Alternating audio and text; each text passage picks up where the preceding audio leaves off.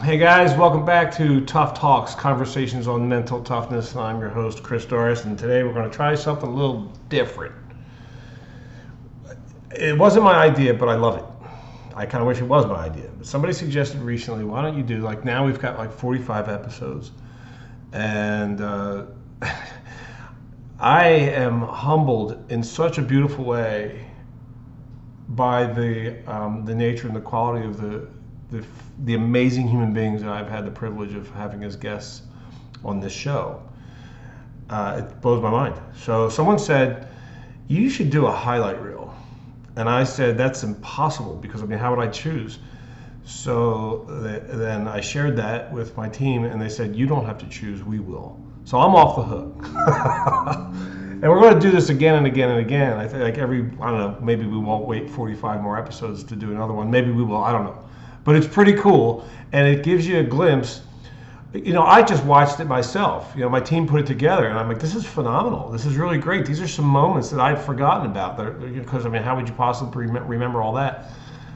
So this is like a really cool episode where you get to get glimpses of little bits of some of the great guests that we've had. So I hope that you enjoy it. And until next time, create miracles. And she asked this question one time when I was with her, and she said, who here wakes up in the morning and doesn't have a thought until they decide to? Nobody, right? Because we don't have control over the thoughts when they show up. They're like spam emails. We don't have any control over spam. Oh, what a cool analogy. Yeah, but once the spam comes in, and now we have technology that does this, the spam filters recognize signatures inside of an email and say, this probably isn't something that you want to see. And so it quarantines it off to a certain place. Right. When we get the system of thought pops in my head, no clue where it came from, I probably didn't create it, it's definitely not truth. The presence of a thought does not mean it's true. It doesn't mean it's an instruction. It's not meant to judge me. It's not meant to tell me what I'm supposed to be doing with my life or not doing with my life. When I notice the system of thought pops in my head, I take the thought seriously.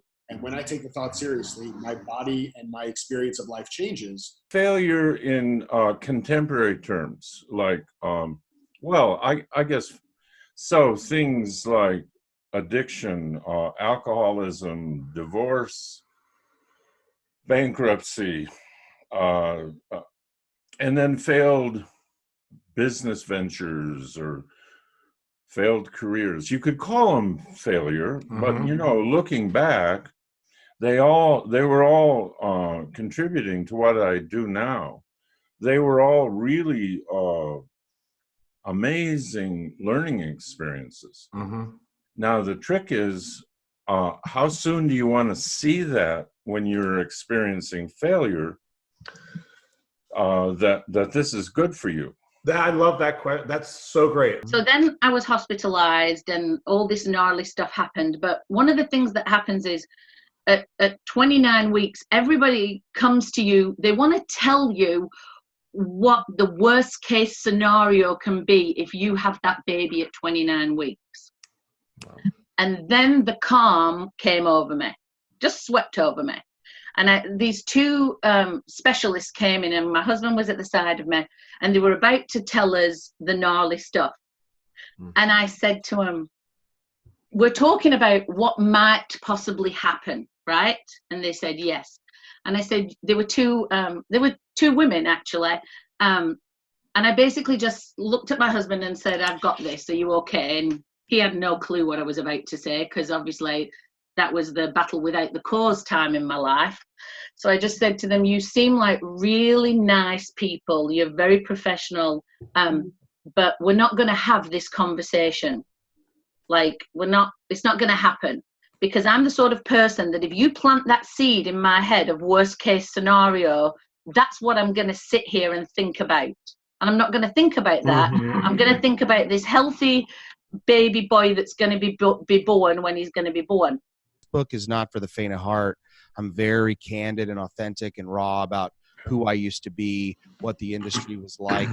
And then I tell my transformation story, and then I teach others how they can transform themselves and their organizations through this same philosophy. So my mission is very clear. I want to change the world.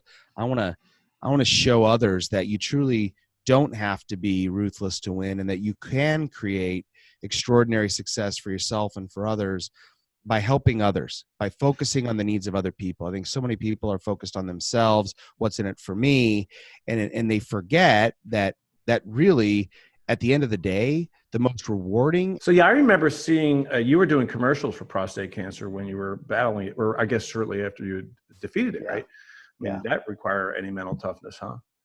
Well, that's a life changer. Fortunately, I discovered I had it when it was in the early stages, and that's when it's the most treatable. And that's why, when they asked me to be the spokesperson for that, I said, yeah, let's do it, because I know if most men are like me, they're not thinking about it. And by the time they go, it might be too late. So, so I joined their campaign to try and educate men and women, as it turns out, to know more about this disease, so that guys will make better decisions when it comes to it. And women? Well, yeah. What I realize, it's really tough sometimes to get a guy to go to the doctor, but his mom or his wife or his daughter might be a little bit more successful at getting that done than I was. And so, in the beginning, I was recruiting men, in particular, other survivors like myself. But I realized that it'd be much easier if I tried to recruit women to help me with this fight. So, as everybody knows something about breast cancer, and that's because it's a woman's disease, and they've done a fantastic job of getting the message out. When it comes to prostate, cancer, most men don't even know where the prostate is or what the prostate does. So it was a huge uphill battle. Such a long time. Most people, as they go through their lives, they just gradually start to feel less and less great. Like the modern lives that we have are impacting us in our physical health and also our mental health. So we start to get all these little symptoms, and we just don't know how it feels to have amazing energy and to have clear thinking, and to just have energy flowing through our body and feel amazing. Like, most people just I hear lots of comments of people saying, oh, I'm knackered, but that's just normal. Or, well, I feel a bit crap, but that's just normal. And it's become, I feel, this normalized thing where it's not the standard to feel amazing. And when you do make certain changes that create the feeling of health and create the feeling of like just feeling really, really good, you suddenly realize how crap you must have felt before. How do you define leadership? Wow, that's a big question. I know. You're going to start there with me? It's a great question, and there's multiple ways to answer it. So let me just throw out the first thing that comes to mind. Sure. For me, and we'll get into this, I'm sure, in our time together, but for me, the number one role of a leader is to create a future for people to live into. I mean, I love that. What a great answer. I love that. I've never heard say, there's like a million, right, definitions of leadership. Yeah. Oh, that is a really cool one. And if you think about it, all of the great leaders through history, right, have done that, right? They have declared into existence a new future for people to live in. It's the power of language. And when used explicitly and intentionally and skillfully, leaders can really generate new possibilities for people. And then, after high school, I kind of graduated towards the commercial end of the industry. And I remember the first few times, I was on my feet for 42, 48, 72 hours, just working around the clock, hauling nets and doing what it took to get the job done, right? Yeah. And I remember, questioning myself, like, what did I get myself into? I don't think I can do this, right? And because, those first, it was distinct. I remember it like it was yesterday. Those first times in the industry when you're exposed to working like that. Yeah. You reach, we're talking, you're hauling nets and you're working nets till your arms, you feel like your arms can't move anymore. But you can't stop because the nets are still coming, the fish is still coming.